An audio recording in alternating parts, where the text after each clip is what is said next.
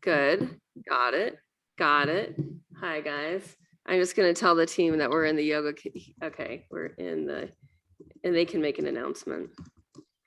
Hi, guys. All right, welcome everyone. I'm here with Harry Madity. Harry, it took us like 6 months to arrange this. I'm so glad we made it happen in the new year. Yeah, exactly. New year, new start. Don't procrastinate. I'm so guilty of that. But I love doing these and I rarely get asked. So when I do, I'm like, yeah, let's do it. So I'm happy to be here. So Yeah. for people who don't know you, I mean, I feel like in introducing you, it's like I kind of have to introduce your sister too, right? Because she was how you got into urine therapy. Is that right? My sister? No, it wasn't my sister. I do have a sister though. No, it wasn't my sister at all. No. Who are you thinking of? Interestingly, for some reason, I thought Monica was your sister. No. Oh no, God. I mean, she's a queen. And actually, she did get me into it, but she's not my sister though. But I love her. Maybe it was that, and maybe it was sister used in a more of a like a. Yeah, I mean, she's got loads of people on this. We're all powerful, but yeah, it was her for a lot of people, and definitely me. And so with urine therapy, I mean, so your books have centered around more on aged urine, and that's really where we want to have this conversation today. Is like there's urine therapy and fresh urine, and then there's aged urine. As far as I know, the oldest reference to aged urine is in a Buddhist text. Right. Yeah. Is that what you found too?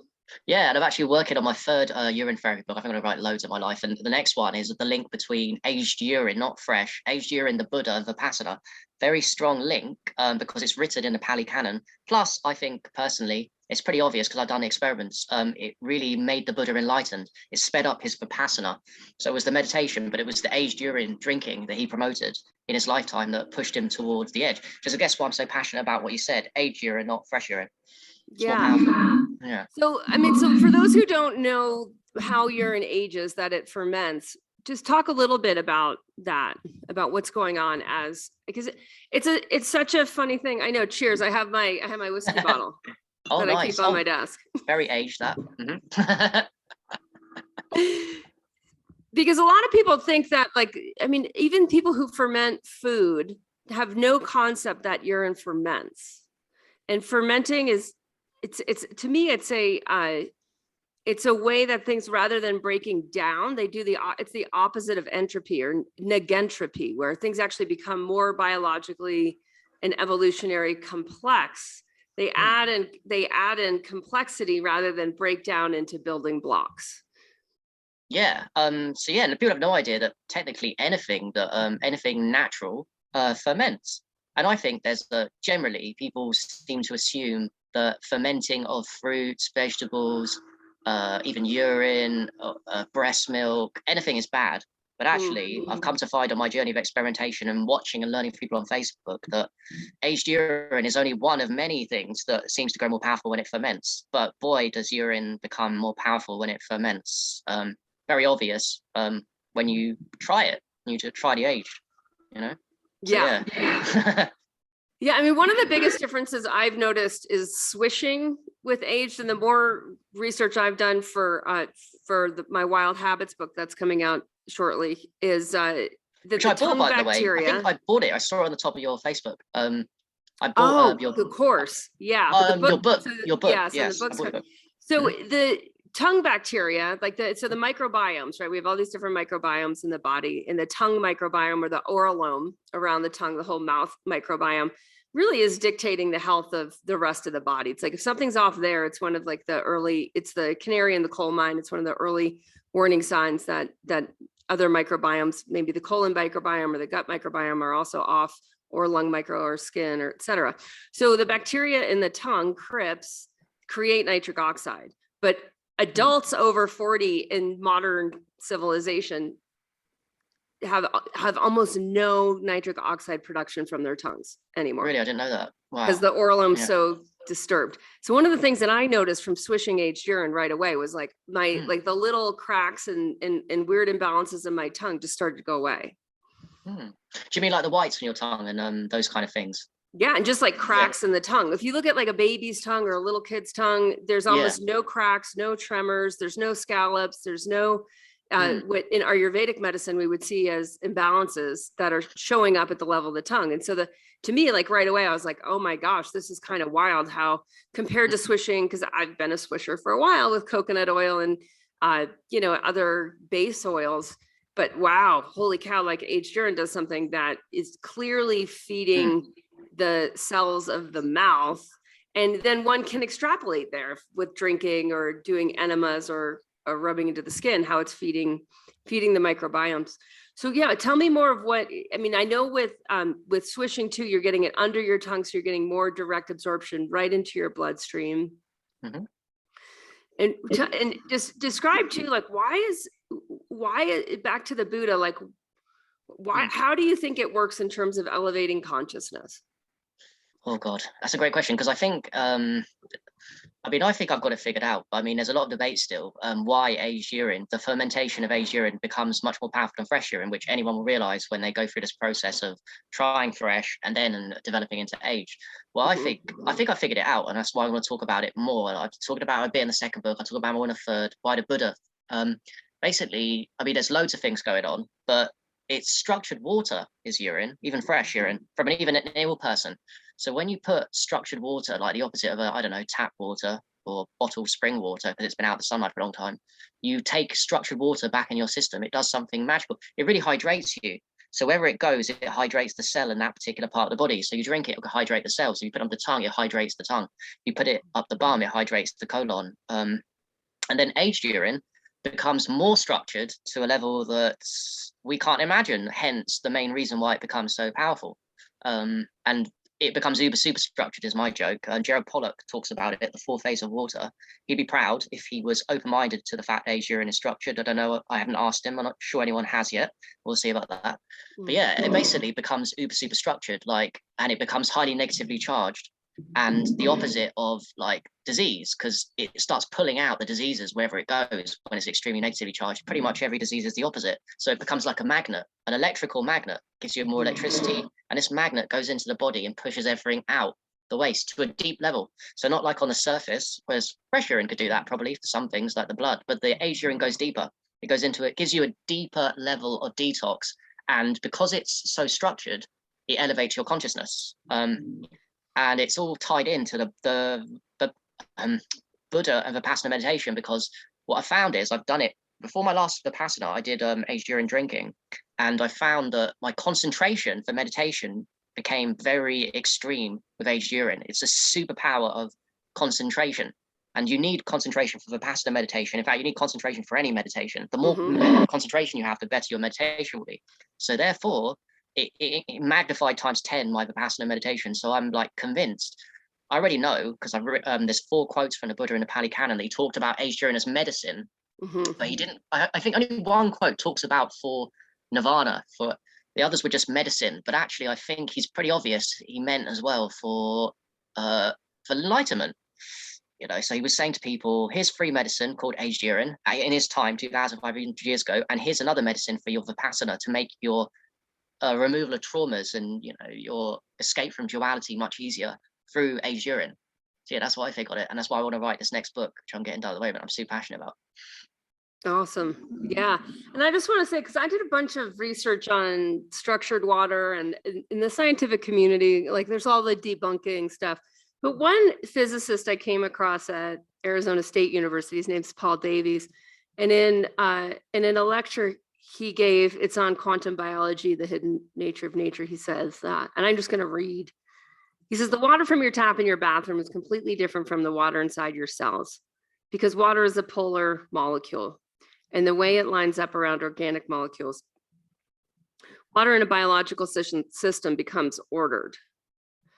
These molecules are not just chaotic. It's and this is where he ends in this conversation, it's a very complex subject and only partially understood. And what I keep seeing is there's just more and more of a divide between holistic solutions that seem that make sense from the experience of it. So it doesn't require some sort of philosophical extrapolation, right? It's just that you feel it, you notice it, because you have the lived experience of it. In yoga, we call that svadhyaya. Sva, self-dhya is to know. So it's from self-knowing, self-realization, self-knowing, right? Not from needing to analyze it. And it just seems to me like there's this huge gap between what is structured water, right? Because people don't have an understanding of like, this water that did come out of my tap and is boiled and has some ginger root in it is really different than this that was organized by my body that I peed out and has just had exposure to, air and sunlight.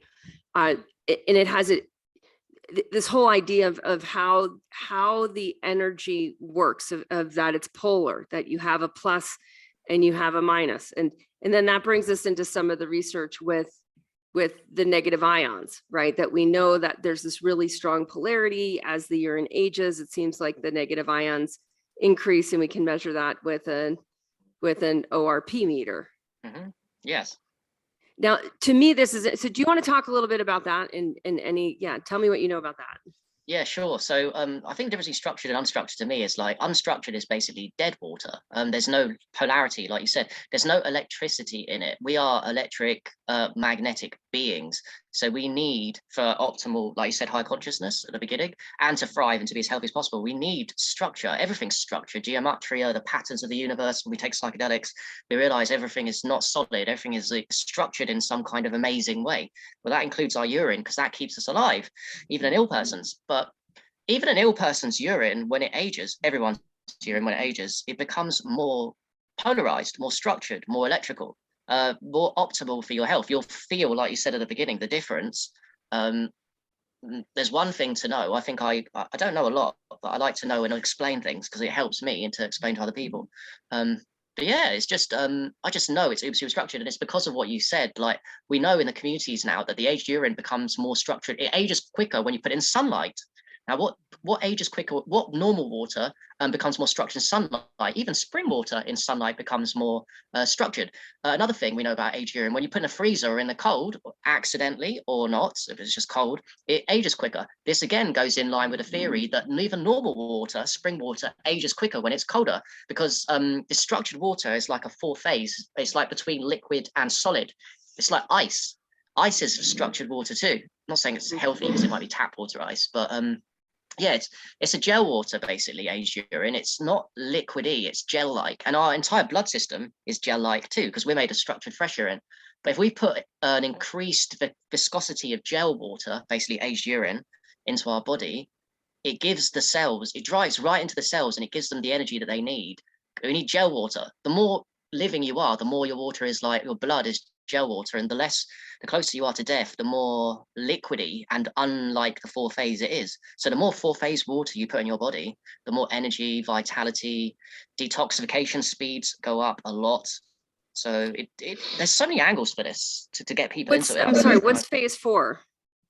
Oh, so the phase 4 is the four phase of water. It's something that Gerald Pollack coined. Like, there's liquid, solid, and gas as water, but it's really a four phase been discovered, and that's between a solid and a liquid, between them. So like a gel, like a jello water.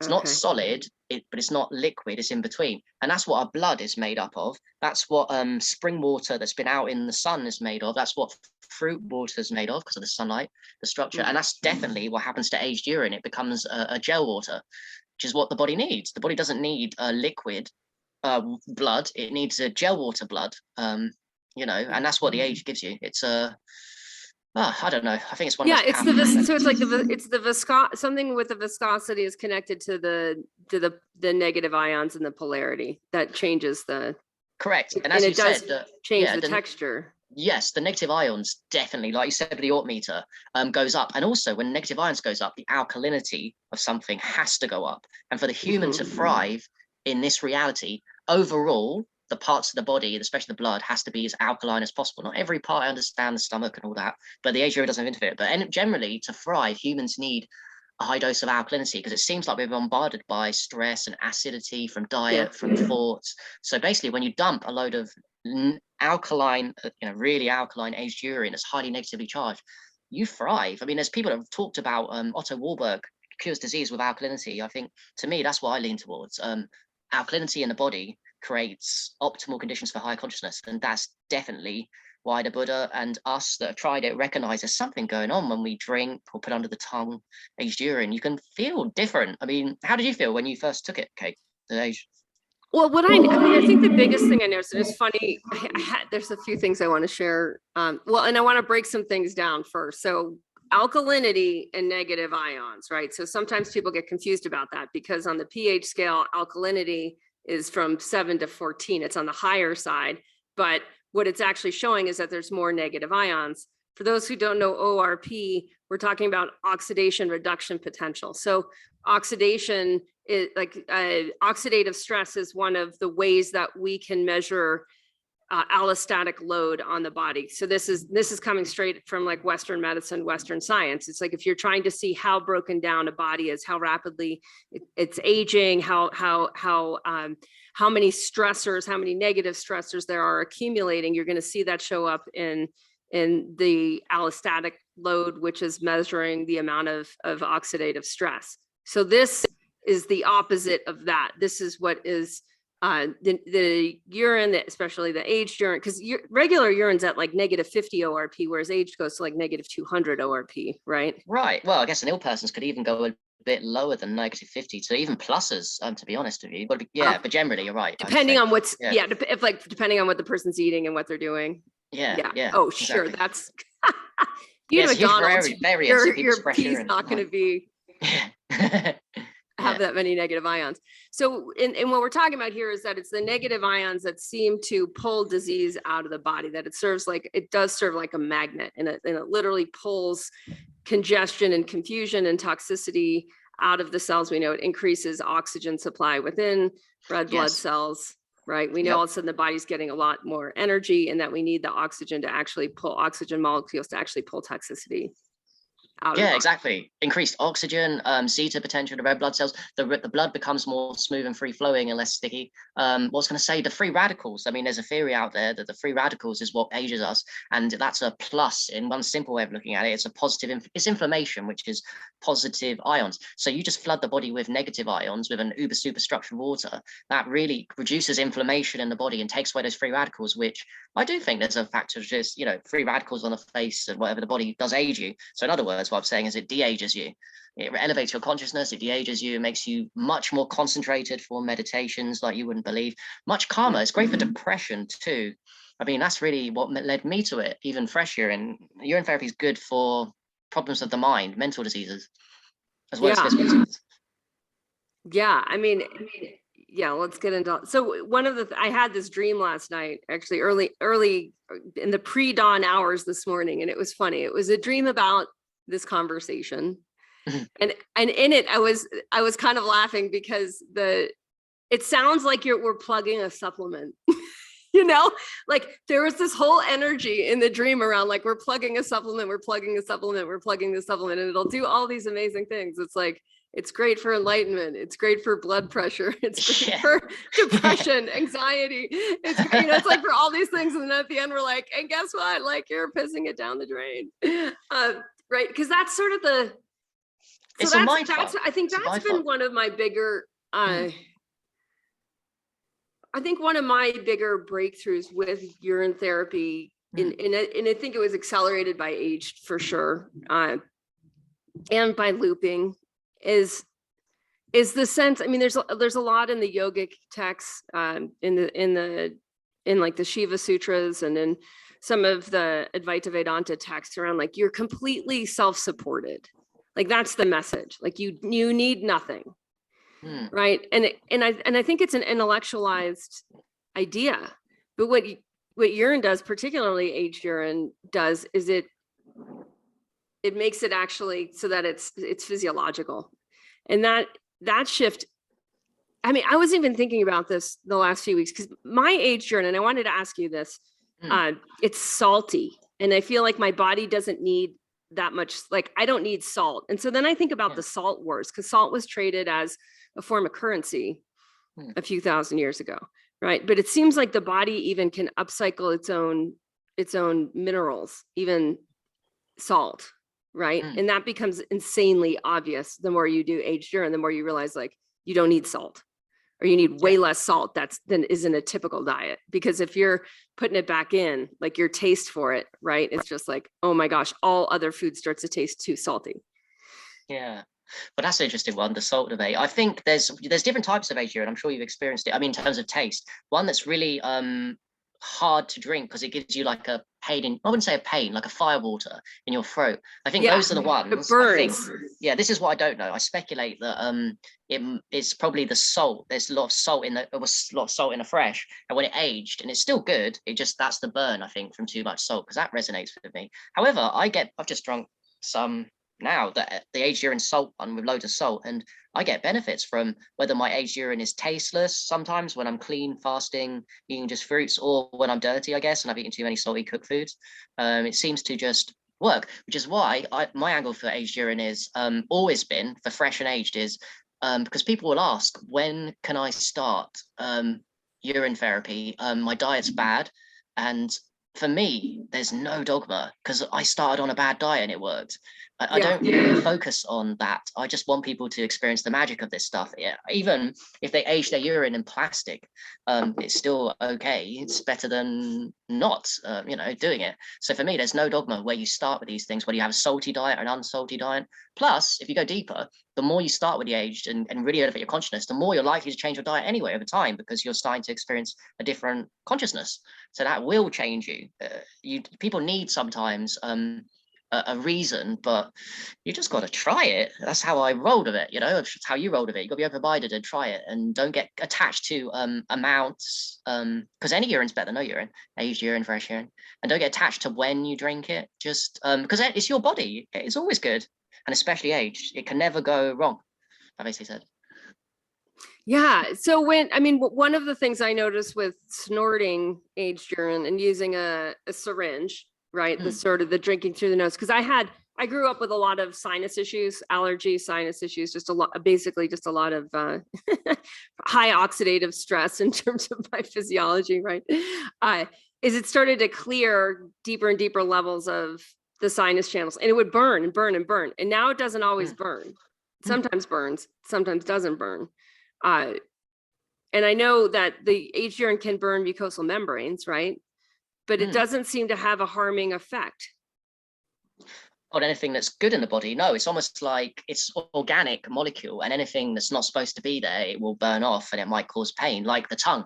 I don't know if you've done the swishing for a long time and had white paste like coming off your tongue. That's a good example. And it gets painful too sometimes, the swishing with age, depending on what you've just eaten, your salt on your tongue, diets. So yeah, I know that in my heart, like because people worry too. Oh, can this alkaline, ammonia-ridden aged urine damage me?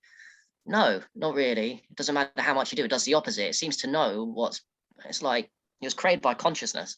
So consciousness knows not to harm you with the aged and fresh, because it's you, and it's more powerful. It's a cleanser of everything bad whilst leaving everything good, which goes in line with nature. Of course, nature would never create something for you that is going to harm you. That's for you to uplift your consciousness. It's only going to take away the bad. So again, that's one thing we don't need to know all the fine details of.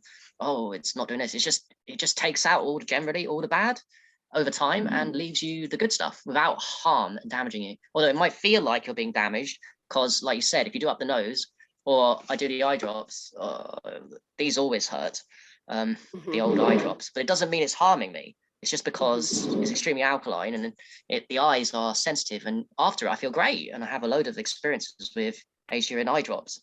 And same with enemas too. It can be painful of the colon, depending on how level of cleansing, like you're giving birth, like real pain. But the rule of that is it literally never does anything bad. I mean, unless you've got to subscribe to the theory that detox, sometimes things will get bad to get worse. And if you're really ill, then it may seem like it's doing you harm, but actually it's making you ill to get you better. That's the only way it can do harm, but it's not really.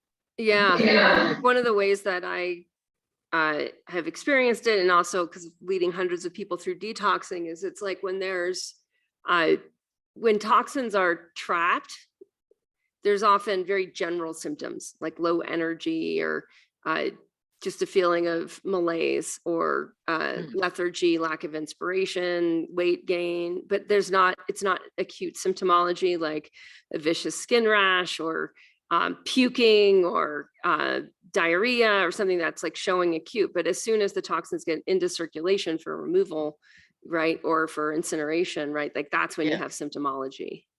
Yeah, and that's because a lot of normal people, if we're being honest, what's happening is the toxins are going in, and instead of being in the bloodstream, they're going deeper in the body because the person's so toxic. But it's actually a good sign when it goes to the bloodstream. It's a good sign when you get a cold or a flu and seriously ill, because the way the toxins are going in, the body's like at a level of detox where it can kick it out straight away. The worrying thing is, and maybe with the vaccines too, that are out now, you might not see immediate symptoms because the toxins are going deep in the body, but they're going to come out at some point 10 times worse than if you had the symptoms straight away.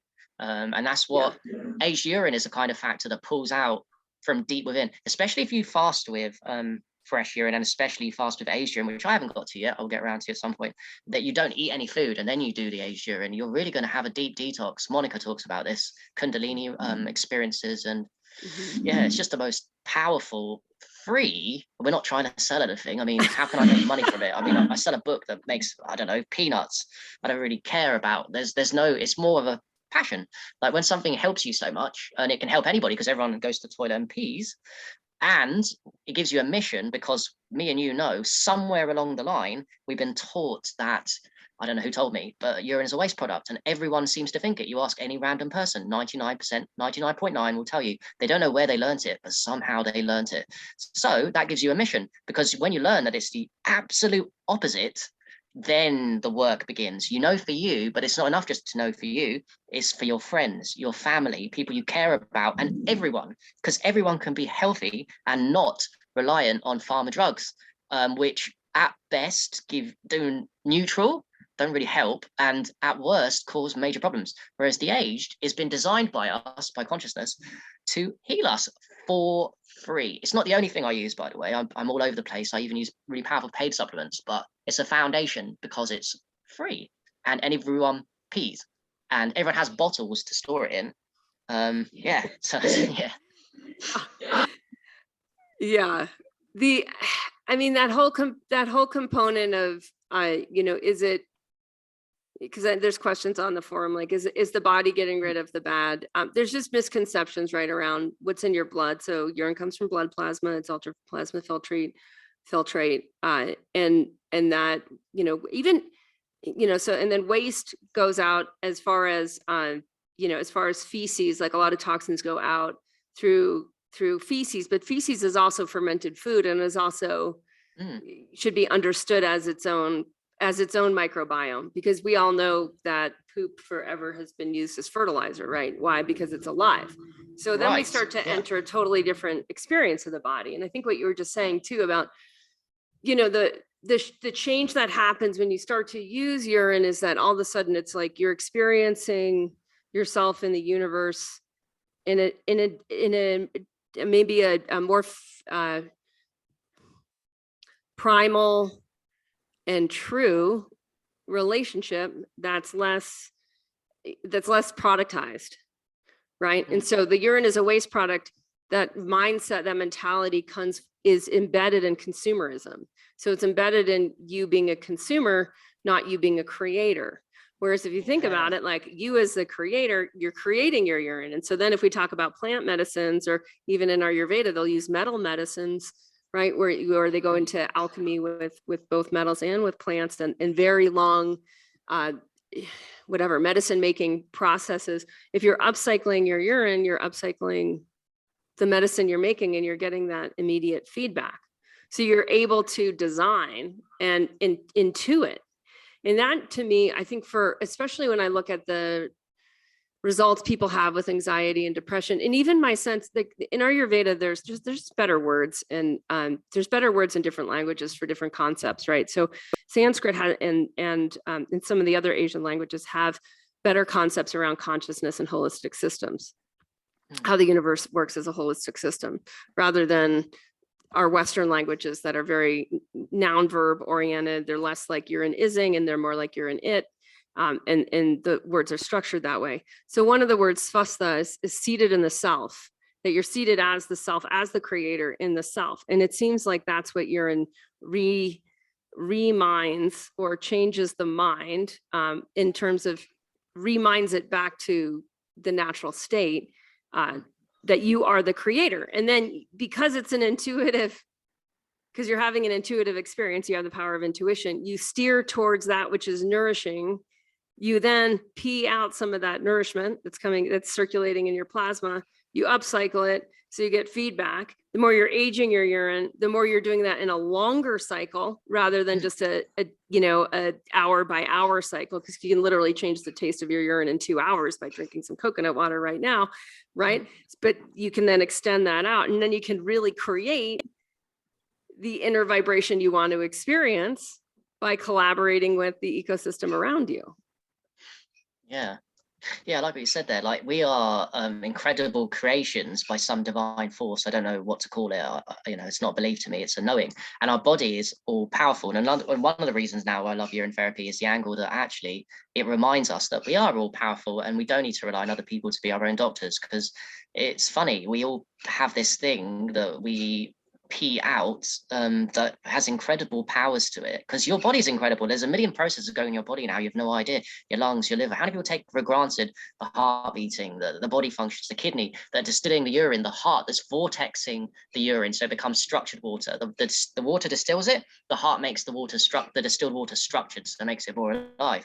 So everyone's taking for granted this magical medicine. I think it's a deliberate conspiracy to subjugate the masses and keep them consumers, like you said, because if the knowledge that everyone had, the knowledge we had, and everyone tried it and had this actual fact belief that fresh urine is holy medicine and age becomes ridiculous medicine, there'll be no self-reliance on other people to take care of your health as much, because you'd have a foundation all around the world. There wouldn't be people dying, for example, in Africa of eating nothing, because then you can urine fast for God knows how long. But they don't, even those people in Africa don't seem to know the knowledge that urine is amazing, and they'll pee out and die. I mean, this is the kind of work, the kind of conspiracy and programming that we're dealing with.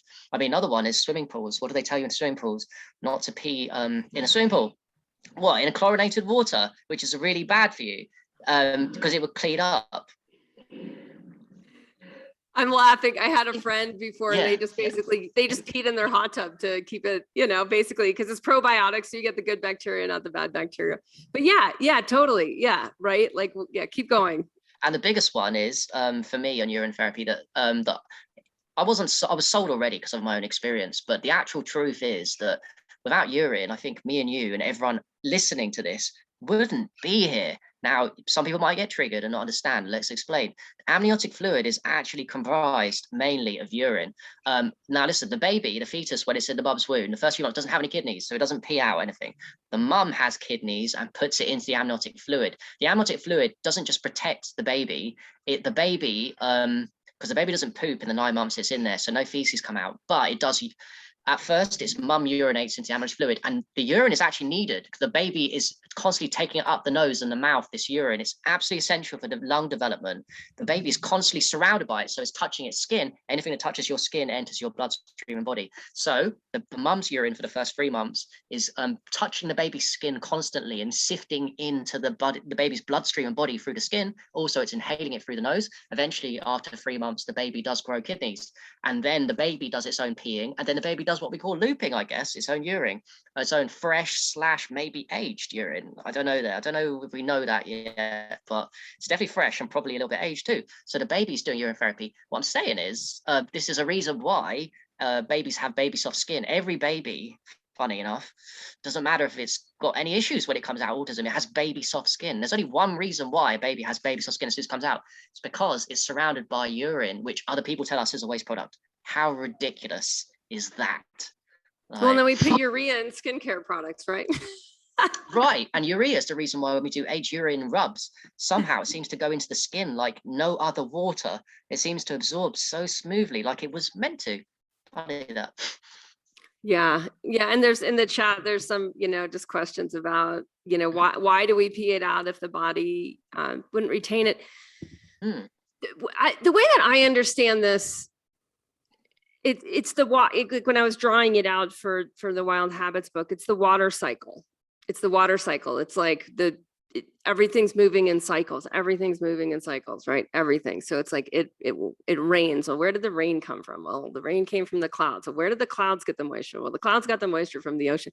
Where did the ocean get the moisture? Well, because when it rained, it went into rivers, like little streams into rivers and back into the ocean. And it's like we are cyclical. We are cyclical systems. It's been trained out of us. The more we're on we live in a culture that doesn't really get cycles, right? Even if we look at how most, the world, I feel like right now is more or less run by corporations, and corporations don't move cyclically. They want month over month growth. Well, nature doesn't work that way. Like nature works that there's a fallow time, right? Before there's a moisture time where then there's sprouting, and then there's maturation, and then in maturation, it goes into seeding, into latency. And then the process begins again. And we knew this, like we do know this. I think one of the other things, it's interesting, those of you who are into Ayurveda, start to look into cow urine, because from what I can tell, I mean, Ayurveda has survived thousands of years, and in that it's survived, if you look at it, it's survived at least a few dozen political regimes. And what happens with politics is certain things come into vogue and certain things come out of vogue. We can see that right now, right? Where there's a massive division around the planet around whether a person should be vaccinated or whether a person has a choice around pharmaceutical use.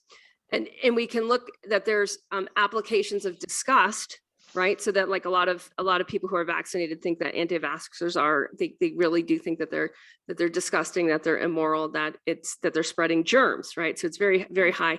Vaccine theory is very high in germ theory, not on terrain theory. And if we look at Ayurveda, it's gone through this process before, right? Like the vaccine debate isn't the first debate.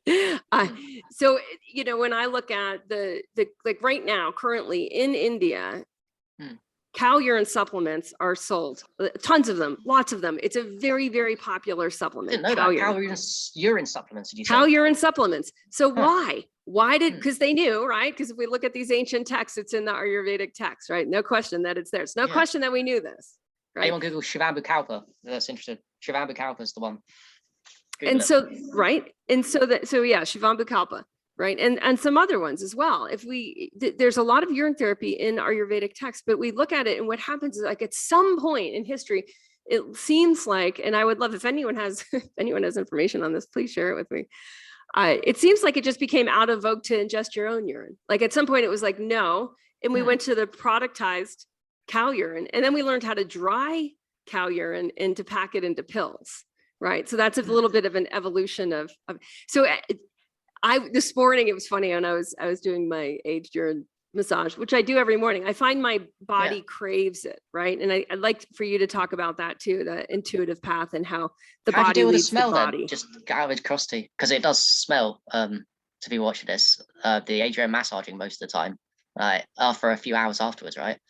Yeah, I don't know. My family's gotten used to it. I work in my office mostly alone in the day. I don't know, but my dog loves it. Right. And this is another affirmation of it. Like, cause dogs will sniff things and they'll lick things what I find in general is dog licks that which is strong in microbial activity. They love sharing microbiomes, right? They sniff each other's butt, they lick each other's mouths, and then they come and they lick you on the skin. So and they've actually proven that people that have pets have stronger microbiome, stronger immune defense than people that don't have pets, because the pet's doing such a good job of mixing all the microbes around, all the good bacteria around. So when I see that, it's like humans were using cow urine. Dogs are obviously using human urine, if my dog's any example. Right? I've heard many people say that dogs love aged urine. You're not the only person. Yeah, love the smell and lick of it. Mm-hmm. Yeah, they love it. Why? Because it's packed with good bacteria, and they're operating. Well, they haven't got programmed, have they, to say that it's bad? They just know from experience, and they go for it. They know. They know exactly. Yeah. Exactly. So as far as I can tell, I don't know, as far as anyone that is like curious whether or not your urine is bad for you, I think just going back to what Harry said earlier, of like, you have to try it to know. Like no one's ever going to convince you of it. And it's not about that. Like no one's trying to sell you anything. Like no one's even trying to sell you on the idea of this. We're just trying to have a conversation about two people who use this. Right. And what we're experiencing. I came to it from the path of Ayurveda and yoga and being a teacher for 20 years. And this is where I've landed. You came to it because you had depression and you read Martha Christie's book, Correct. I read Your Own Perfect Medicine, which is an amazing book, guys. On top of mine, your Bath Christie's ones are amazing. Yeah. Mm-hmm. And so what started to happen for you on that? Like if you go back to the beginning, because a lot of people who are listening are going to come back to the beginning. Right. So this would have been 2016. I've always been open-minded. That was a big one. And I was always reading books. And I saw on Amazon a book with like 50 reviews at the time, I think, which is a lot, 5-star. And it was called Your Own Perfect Medicine. By Mark Christie, you just mentioned. I had no clue that it was urine It therapy. just came up in your search? Kind of. You know, when you buy something, it says other items buy. And what I do is I always go for the high numbered one. So if it's got 50 and it's got 5 stars, I'm like, oh, yeah, I'll buy that. So it came to my house, and I remember going to a park in Birmingham. It was a short book, Mark Christie's. I read it in a couple of hours in a park, and I was like, oh, there's a lot of science that's been suppressed on why fresh urine only is got the most magical ingredients in it. So I was like, well, I'm very excited. I'm going to try this. And I know what people are thinking. Something they'll be like, yeah, did you placebo it? Oh, it was far more placebo than when I tried it. 2 things I tried. I tried rubbing it on my stomach.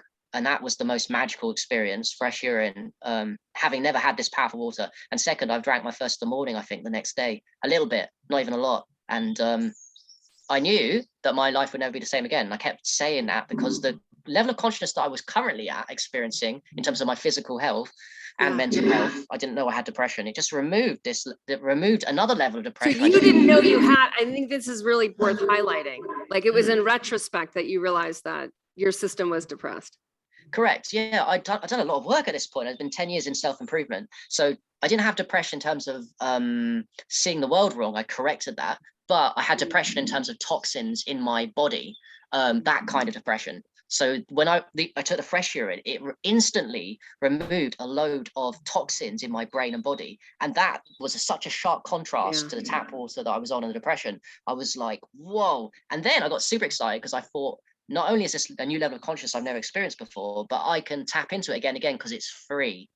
I didn't have a load of money at the time, still don't now. So I was like, yes, this is free and amazing. I kind of knew intuitively it was going to be my mission, a huge part of my mission. And so it turns out, because I'm speaking to you now, you know? Yeah. I just posted the link. Someone asked, so Your Own Perfect Medicine, it's by Martha Christie. This is interesting. It's currently out of stock, which means that I'm thinking we're sort of at a tipping point at least in the what Malcolm Gladwell, what does he call them? The mavens, like enough people that have influence are starting to talk about this, which is great. Cause that's in his book, The Tipping Point, he kind of shows like you need people that have followings to talk about something in order for something to tip, for an idea to tip. So anyone who's listening right now, just know that like whether you're going to do this or not, just even you being informed that it exists, just knowing that people are doing this, just being somewhat aware even of that Indians are drying cow urine and taking it as supplements like to thin their blood and deal with cardiovascular disease. Like it's worth being in the know. And there's going to be a lot more books on urine medicine and urine therapy coming out. Roger, there's also one here. I'll plug my own books then. Hey, if you're cheeky. It's Aged Urine Discovery Century. Still to this day, no one's written a book only on aged urine. I really want people to step up. For now, this is good enough. This has got my opinions, the science and how to take it, number 1 and 2. I'm working on number 3, and I'll keep writing them because it's a level above the fresh urine, and it's just becoming more popular, Kate. I've noticed it's my most popular book, and it's got a load of reviews on Amazon. I didn't ask anyone. I don't ever ask people for reviews anymore.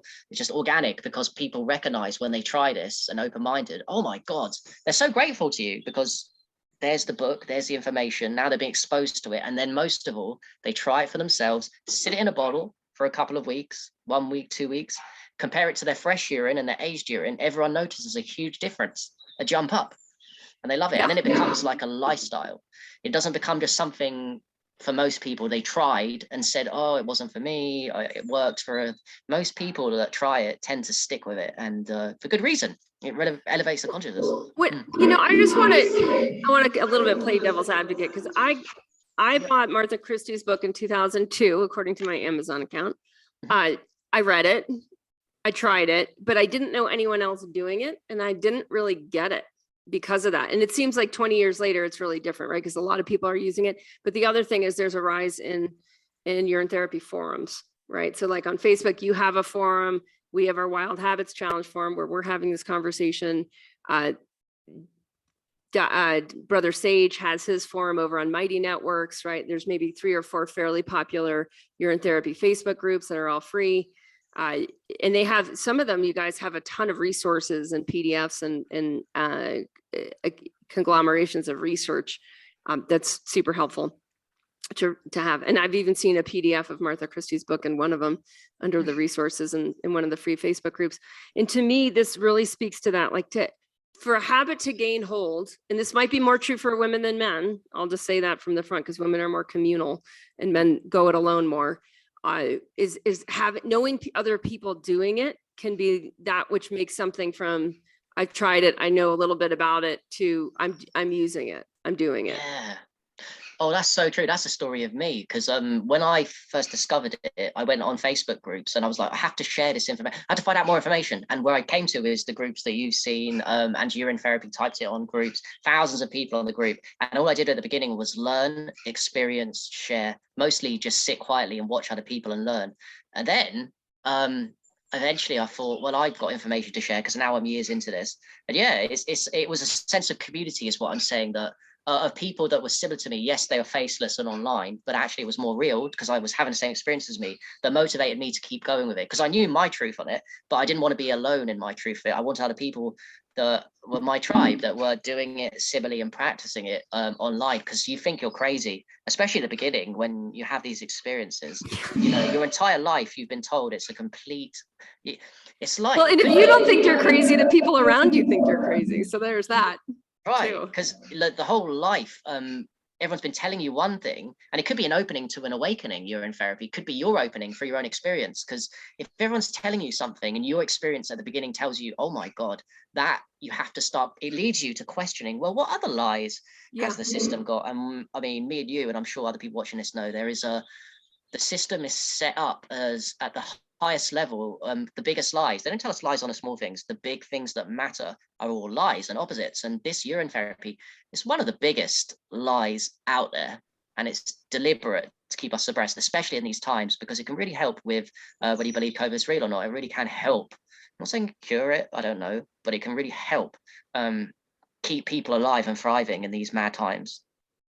Yeah, I mean, and I can explain a little bit. I know there's a lot of questions with COVID and urine therapy, and from what I can tell, it comes down to, you know, again, how much oxidative stress someone has. And again, you can measure that in terms of allostatic load. That's the term that's used. If someone has chronic allostatic load and they come across a new virus, because the body's already dealing with chronic inflammation, that means that it can't just quickly assimilate the new genetic information from the new virus or bacteria. And that's basically how the body evolves, is it assimilates information and it gets to know the evolving potential. This is the new viral evolving potential, or bacterial or fungal evolving potential, which is so much greater than the human genome, which is so tiny, right? Compared to the bacterial genome, compared to the viral genome, which is called dark matter. We don't know. It's so big. So the more load on the system, the less adaptability, right?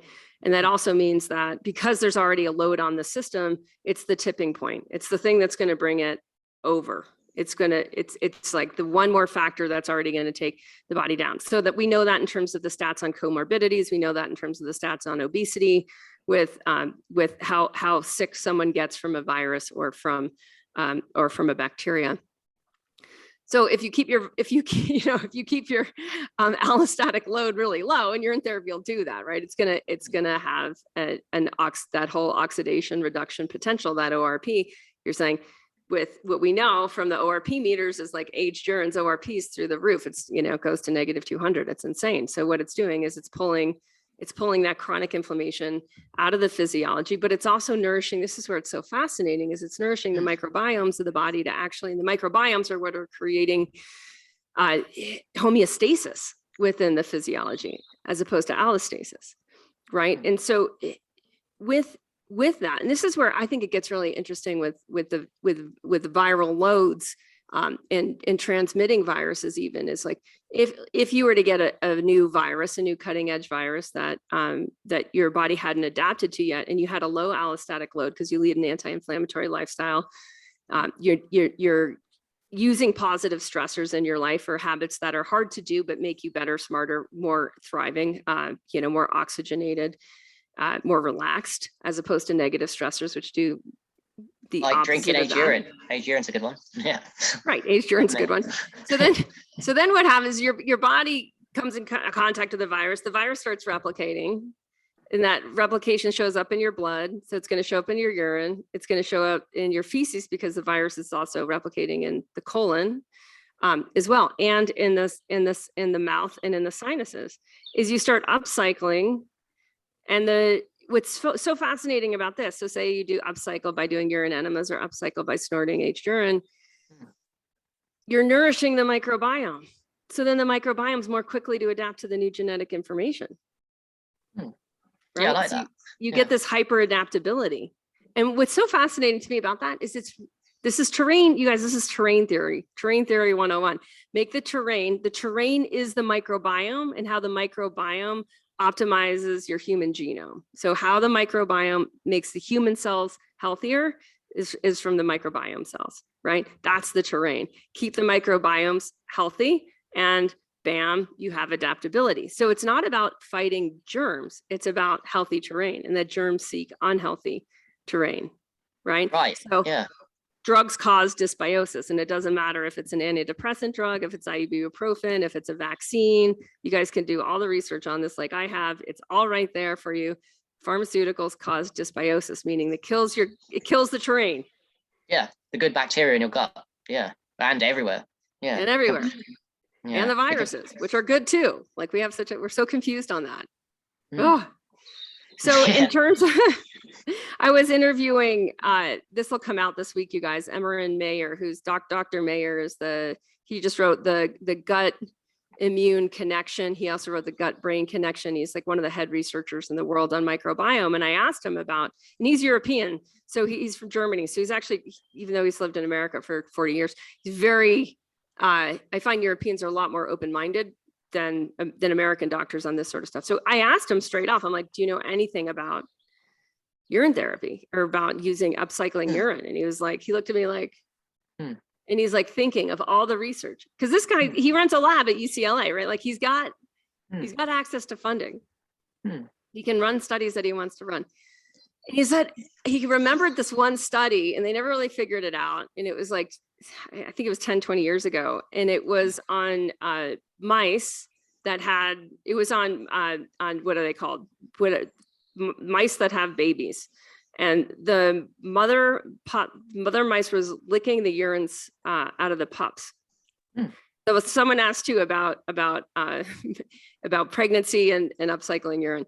So what he found with that was that by watching what happens postpartum with these mice moms is that they rehydrate. So they were showing that their electrolyte skyrocketed from upcycling their pups' urine. Wow. And that was the only thing he knew about it. Was was like, well, it seems to rehydrate them. It seems to make them healthier. It seems to increase electrolytes, but we haven't run a study on it. Oh, and he's the microbiome guy. Right. Yeah. And as far as I can tell, the more you get into urine therapy, like in the research of it, the more you're going to get interested in microbiomes. Yeah. In the microbiomes of the body.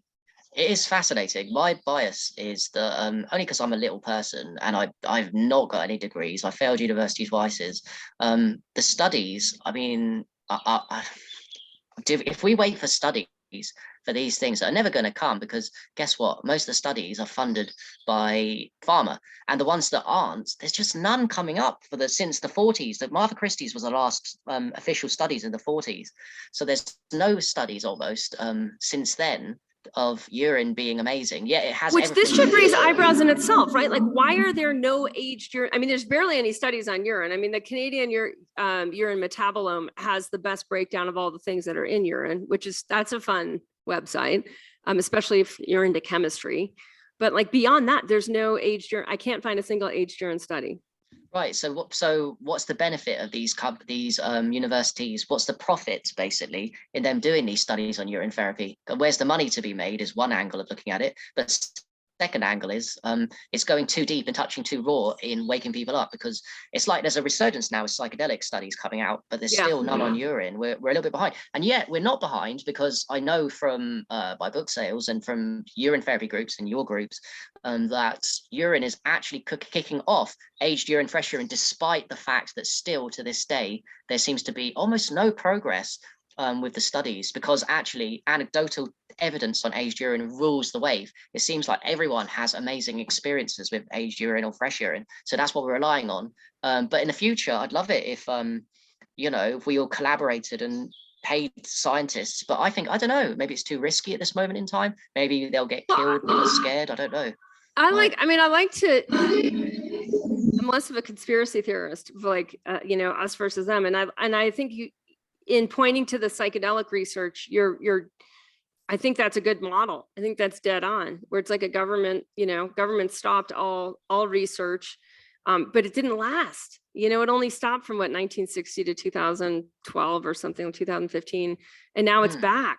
And now we're seeing even legalization of psilocybins in certain states for residential growth, right, where you can make your own, you can grow your own. So that's it's hopeful. And I even wonder, when you talk to any doctor, they're looking at urine under a microscope all the time. Like, they understand that they can see into the blood through looking at urine, right? Because that's what they're constantly doing. So they're trying to get a sense of, like, I was talking to a friend of mine who works in an ER clinic, right? And like, she's wondering what's going on. She looks under the microscope at the person's urine, right? Like, what exactly is going on? So we have doctors doing that all over the place. I think even raising the awareness, like that to me is the question. How do we raise awareness that as urine ages? And I think the ORP measure is probably the best, because it's easy. Yes. Yep. Alkalinity is easy too. The pH, to go down that route. I think one thing that's easy too is to get a nice quality microscope and look under the microscope, take a drop of your age, put it under the microscope and see the structure. You can do loads of experiments. For example, an unhealthy person's normal blood, and then this I'll get to some point, I hope other people will too. After drinking, basically take a client's blood before aged urine drinking, or taking it in somehow, and after, you'll see a huge difference on the microscope. These are things I know people are passionate about, that are working on behind the scenes. Maybe there is information, but we need it to go a little bit more mainstream, like psychedelic research you said is going a bit more mainstream. I think it's going to happen, because I can see that urine therapy is really kicking off. Interest in it has been I don't know, since the 40s and Armstrong, John W. Armstrong's Water of Life, another great book. I think around the world, there's actually a shocking amount of people. I think Brother Sage is big on the numbers, millions, I think, of the billion people. There's millions of us. But I guess compared to the normal, it seems disparate, and we're all spotted around, which is why we come together in groups like this. But there are communities around the world, and vegan communities in the tropics, all over the place, non-vegan communities in the tropics too, that are literally all doing aged urine or fresh urine. And I love it, especially the aged. I love it when people really know about this stuff, and they learn, these people, from people like me and you watching videos. And I say, oh yeah, I recognize you. You helped me along the journey. It was your videos on aged urine that you talked about in this interview, for example, that got me going. And I was like, yeah, that's what it's about. It's about sharing our experience, because I'm not waiting for studies. I hope they'll come, but that's not in my power at the moment. So if in the meantime, me and you will talk about it. Yeah. Well, and I think if we point to the potential, like, this happened with psilocybins, another naturally occurring substance on the planet that was made illegal, that's now found to be insanely therapeutic. Let's follow that model and see if we can get studies into Johns I'm wondering Hopkins when they're going to well. say that urine is a class A drug. Don't ever drink it. Right. Totally. Well, it's close. It's close. You guys can all, who are listening, just go ahead and go into Google. Don't use another search engine, use Google, and you can see how commercialized a search engine is from the results that you're going to get. So go into Google and you can even type in urine therapy or drinking your urine, and see what you get. Because in general, my guess is you're going to find urine as a waste product, never ingested. And that just kind of shows you, I would say it shows me the state of Google's information on health in general, right? Because if you use another search engine like Ecosia, ECOASIA, which is a cool search engine that donates, they basically, every search you do, they give like a penny to cleaning up oceans. It's really cool. Which one's that? Ecosia does the trees. Ecosia, ECO. Oh, Ecosia. I thought they did the trees. Not okay. Oh, the trees. Trees, Yeah, yeah, they plant trees, isn't it? they Yeah. plant trees. Right. Thanks. Sorry. So yeah, I mean, it's interesting, and you get different information. So it's like, to some degree, it's like, where are we getting information from? Okay, Mm, so lastly, I just want to go back to the spiritual and like why it shows up in spiritual texts like the Buddhist Pali Canon and in the Shivambukalpa, why we see it in these lineages that were really focused on whole person, awake person, highly, yourself as consciousness.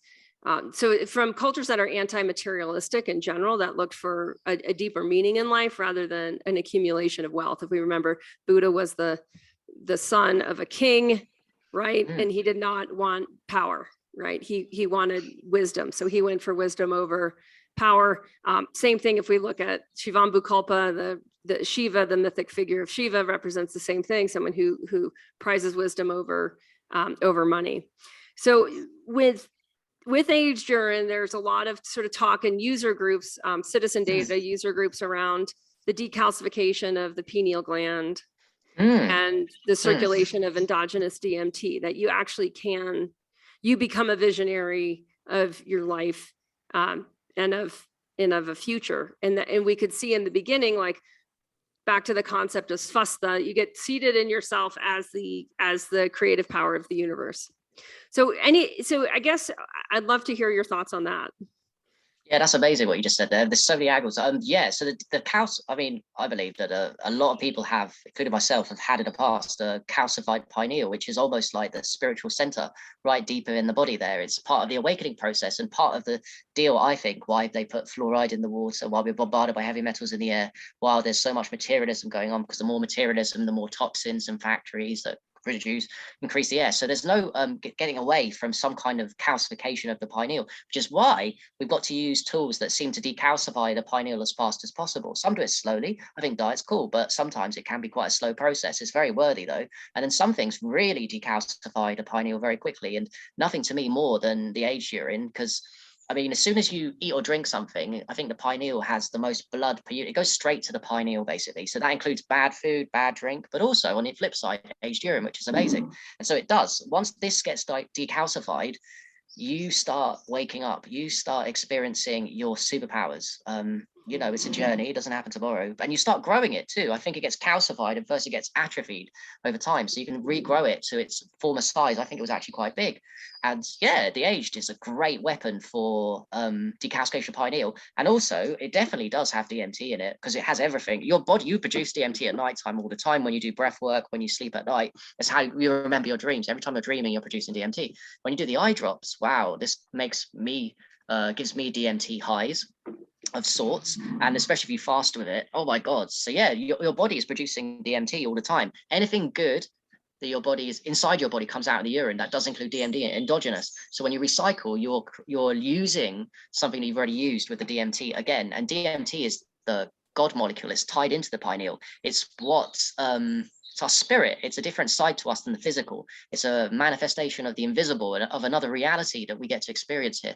So with aged urine, you really can experience other realities. You can experience DMT highs. You can experience all kinds of magic, decalcification of the pineal. It will happen automatically, by the way, when you start urine therapy. You don't have to think, okay, so when's it going to decalcify my pineal? It happens from dot one on these therapies.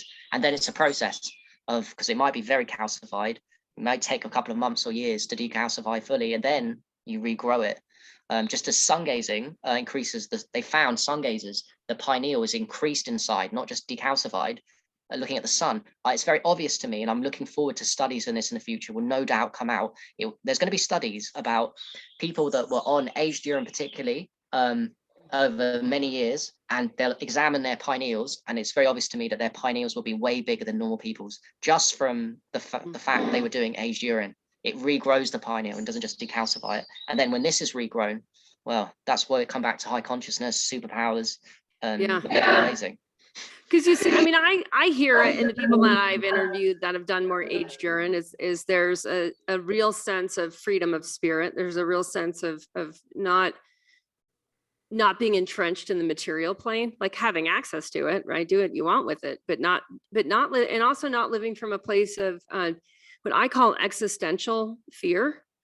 right? Where it's like, right? Where like, and that again goes back to that word svasta, like when you're truly seated in the self, there's not an existential level of fear and anxiety. Do I have enough money? Do I have enough this, that? Like I need more and more and more, right? It's like, that's all, or what, and even at like the teenage level, it might be more friends, right? It's like, it's all gone. It's this awake, accessible presence that's able to vision into the future and create and co-create and collaborate and into the next reality. Yeah, one way of looking at Adrian, I definitely know, I'm sure you've experienced this. When you take it in, however way, it slows the breath down. Like I noticed this straight away, like you wouldn't believe. Now I think we're here in duality, and when we get stressed, our breath speeds up. And I think overall, if you're unhealthy, the unhealthier you are, the faster your resting breath per minute is. Now, when you take aged urine, what it does is it's super slow. It's so obvious. It's super slowing your breath down. And the more you slow your breath down, the more you're escaping duality, the highs and lows, and the more you're drawing to what the Buddha calls a state of samadhi, one consciousness. You're drawing your consciousness from a state of fight or flight, of a victim to what's happening to you, to a nice peaceful calm due to the breath slowdown. When the breath slows down, the body naturally produces more DMT, so then it comes out in the pee more. It's all linked. And yeah, one of the keys to health is a slower breath, and this aged urine really calms you down. So it's a great shield of armor for life, because we all get stressed here in reality, in duality. But this one, this is another reason why I think it's samadhi. It's the Buddha enlightenment. It really slows you down. It makes that concentration perfection for a deep meditation. It's very, very powerful. The yogis measured a lifetime in breaths. So that, yes, right? and then if you just slow your breath down, you live every day.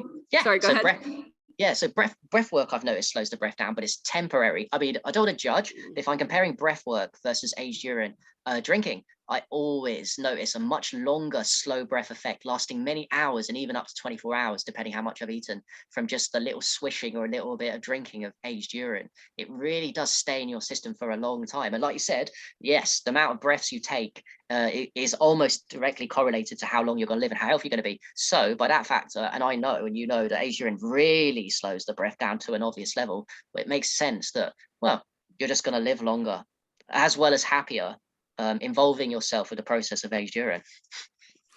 So one of the things I started to do is just keep a water bottle I bike a lot, snow bike in the winter and mountain bike in the summer, do a little road biking. And I just would have my aged urine water bottle with me so that when, and this is one of the things that I noticed, because I noticed swishing. And I know some people are are like, oh my God, it tastes so gross. Why would I want to swish it? But something changes in your palate. So one of the concepts in Ayurveda that any Ayurvedic practitioner knows is that taste is relative, meaning what tastes good is relative to what you've been eating lately. So the more you change what you're eating, the more that relativity changes. So if you eat junk food, you crave junk food. If you eat healthy food, junk food tastes like junk, right? Yeah.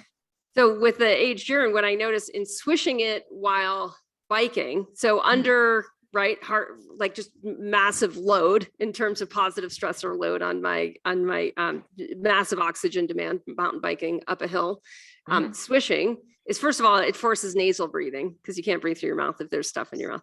But the other thing it starts to do is the off-gassing into the sinuses and parasinuses. And this is also where there's a whole microbiome in the parasinuses. So it starts to feed the microbiome, opening more oxygen absorption into my parasinuses, into the lungs, right? And then throughout my physiology.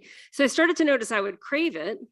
The other thing I would notice is that it would get rid of any biofilm. So if there was any mucus, any like sticky, even sticky, thin, clear mucus, it comes out. And that biofilm is where bad bacteria breed. You guys just Google biofilm and you'll find that it becomes its own living network.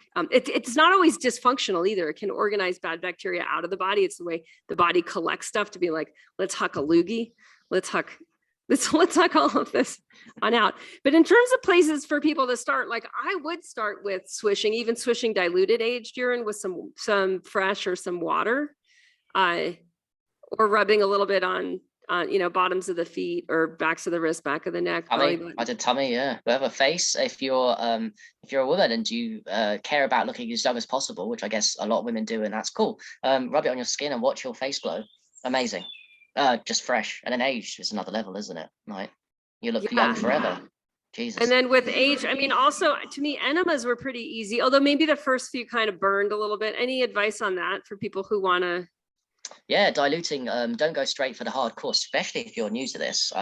If you're new to this, be careful, because you could freak yourself out and have a painful burn. Although you'll survive the burn and it'll be okay. You'll just poo straight away. You don't need to go to the toilet. But yeah, dilute it down for enemas, because I remember that feeling too, of like being in pain, childbirth. I mean, I guess what childbirth, a mild form of childbirth. I wouldn't go that far, but yeah. Yeah. But another funny thing is about the taste, and when people say it's disgusting, and I know a lot of people watching this, like you just already said, think it's disgusting, but actually the word disgusting, the taste, it's never as bad. Honestly, guys, it's never as bad taste or smell as you think it's going to be. And second, all that is a programming reaction. So understand that you've just been programmed at that point. It's not actually you.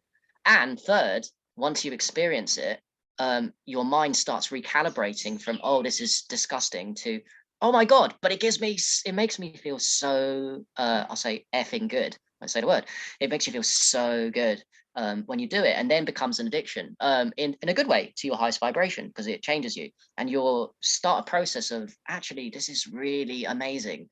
And it's not a little shift, because sometimes little shifts in consciousness, they're hard to stick to, these hard habits. But when something really changes your consciousness a lot, like aged urine, that's when you really commit. And like, how can I, because I can't imagine now at 34 ever stopping. I don't do it every day all the time, but I'm saying I can't imagine giving it up. I've got aged urine collecting all the time. I'm always doing it, especially when I need it and I get lazy. Yeah, I can't imagine my life without it. To me now in my life, and I've got friends that do it too, it's normal. It's become not weird. It's just a normal part of my life. And no one can tell me that it's waste. Without me, I don't get triggered by it anymore. I just think you don't understand. And maybe I won't argue with you because you're not ready for it. I won't waste my energy because I know my truth. I don't need to defend the truth. Right. No one does. Yeah, well said. And I think that's a common experience with it, is it becomes like water, right? And that's why Armstrong called it the waters of life. It becomes like, oh, I would never want to live without it. I always, it's funny how the Chinese government, you guys can look this up if you want, but I think it was in 2017, the Chinese government outlawed urine therapy. They're like, you can't, they made it illegal. It's hilarious. It's the funniest. Is that still applying today then, Kate? Is that still? I don't know. I don't know where it's at today. It was gaining in popularity in Hong Kong, and like around 2017, like urine therapy was, spreading like wildfire. In the Chinese government, being what it is, was wanted to put it into self-empowerment. But to me, anything that becomes illegal, right? Like why? Because there's a power there, right? And how can you actually make it illegal for someone? Oh, it's hilarious. You're gonna go to the bathroom with people? You can't enforce it, can you? How can you enforce that? But what it brings up to me is exactly what you said, is there's a sense when you've been using it that they're like, I would never give this up, or I would never want to live without this. Like that would lower my quality of life. And I know a lot of people experience that with yoga and with meditation, of like this, like my life without this would happen on a different level of order, would happen on a lower order. And there's that experience with urine of like, this is raising my experience. It changes your thoughts, your frequency. And when something radically, like yoga, meditation, they change your frequency so much, your thoughts change. You become more positive, you become more caring, you soften that ego that we all have that we need. You become more compassionate, you become more on your mission, you become more determined, you become more of all the traits of your personality that you love. You become more of it when you find something so powerful like the age. And like you said, it's not the only thing. There's yoga, meditation, and a load of other. But imagine doing all of them. Why are we just doing yoga? You could do urine and yoga. You can double your power. I mean, I think we all came here to raise our vibration as fast as possible, as much as possible in this incarnation, especially in these times. And I just found it one of the best ways. It's not the only thing I do. I do loads of things, but it's going to be one of my favorites for sure. It is so powerful. So have you found, lastly, just last question, I promise. Do you notice that you need less food? Yeah, so I have noticed, and a lot of people notice. I think I know it. It's the uber superstructure water. It hydrates the cells. When the cells and the body, I mean, the cells are the body. When the body's really hydrated, liquid, because we're mostly 99% liquid, I think, water. When that's really hydrated, you don't really need food as much. There's no desire. Plus, there's so much oxygen and negative ions in your system that I think food is like a replacement, like to give us oxygen and all this stuff. It's a secondary thing. So yes, you can still eat, but you'll find your hunger will dissipate over time. Now, I still eat, don't get me wrong. I fast every now and again too. I enjoy eating food. But yes, it does. It really does hydrate you. And when you're hydrated, you need less food. That's what I think. Yeah. And it's a deeper level of hydration because of the structured water. It brings us back to the beginning. Yeah, because like people always want to eat, and it's because of I think parasites and the habitual pattern of thinking they need 3 foods a day means there's some craving for it. But as soon as you start with urine, you'll notice that craving for food and the patterns starts to go, oh, there's nothing in my tummy making me feel like I need to eat as much. So yes, absolutely. It's a great weapon and tool for what I think is a problem in society of people eating too much food all the time and snacking, you know. Oh my gosh. Exactly. Yeah. I just wrote a book on it. Yeah. By the way, quickly, I love your. I saw a chapter, but I haven't got it yet. I'm receiving it about eating late at night. I like that bit. There was a bit about don't eat late at night, because then it's important. It helps with it's important time to rest at night time and to eat in the daytime when your body can take it, and that's where you're fasting at the best time, which is night, to recover. Yeah. Awesome. Hey, I'm so glad, Harry, we had a chance to chat. And as you start writing your 3rd book, let me know, and we'll bring you back on to talk about what you're writing about. Yeah, thank you so much for having me, guys. I really appreciate the time and the audience. So yeah, thank you. Yeah, you bet. It was great. And thanks to you guys for coming live and interacting, and Megan for moderating our chat. Awesome. Peace out, y'all. Hey, bye. Bye.